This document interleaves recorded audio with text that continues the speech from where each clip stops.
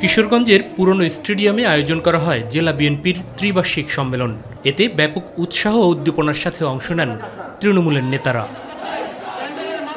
সমাপনী অধিবেশনে যুক্তরাজ্য থেকে ভার্চুয়াল মাধ্যমে যুক্ত হয়ে দলের ভারপ্রাপ্ত চেয়ারম্যান তারেক রহমান আগামী নির্বাচনে জনগণের রায় আনতে নেতাকর্মীদের ঐক্যবদ্ধ থাকার আহ্বান জানান। আমাদের সামনে একটি লক্ষ্য থাকতে হবে। কি সেটি হচ্ছে যে কোনো মূল্যে আমাদেরকে ঐক্যবদ্ধ থাকতে হবে, এর কোনো বিকল্প নেই।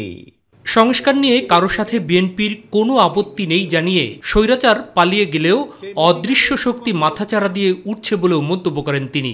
স্বৈরাচার তো বিদায় হয়ে গিয়েছে, পালিয়ে গিয়েছে, কিন্তু অদৃশ্য শক্তি কিন্তু ধীরে ধীরে মাথা চাড়া দিয়ে উঠছে। মনে আছে আপনাদের এই কথাটি আমি বিভিন্ন সময় বলেছি, আজকে থেকে প্রায় 1 বছর আগে। আজ আমার 1 বছর আগের কথা কিন্তু ধীরে ধীরে দৃশ্যমান হতে শুরু করেছে। দলের নাম ভাঙিয়ে ব্যক্তি স্বার্থ হাসিল কিংবা বিভ্রান্তি ছড়াতে কেউ যাতে না পারে সেজন্যও সবাইকে সচেতন থাকার নির্দেশনা দেন তারেক রহমান। শহীদ জিয়া এবং দেশজি খালেদা জিয়ার প্রত্যেকটি সৈনিককে আমাদের অত্যন্ত সচেতন থাকতে হবে।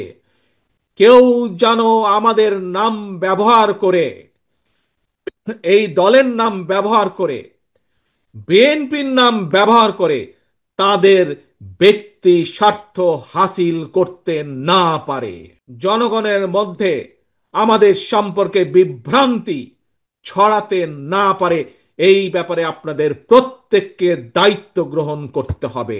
সকাল থেকে শুরু হওয়া সম্মেলনে বিএনপি মহাসচিব মির্জা ফখরুল ইসলাম আলমগীর সহ দলের কেন্দ্রীয় নেতারা বক্তব্য রাখেন। মাহবুব সৈকত, মাই টিভি, কিশোরগঞ্জ।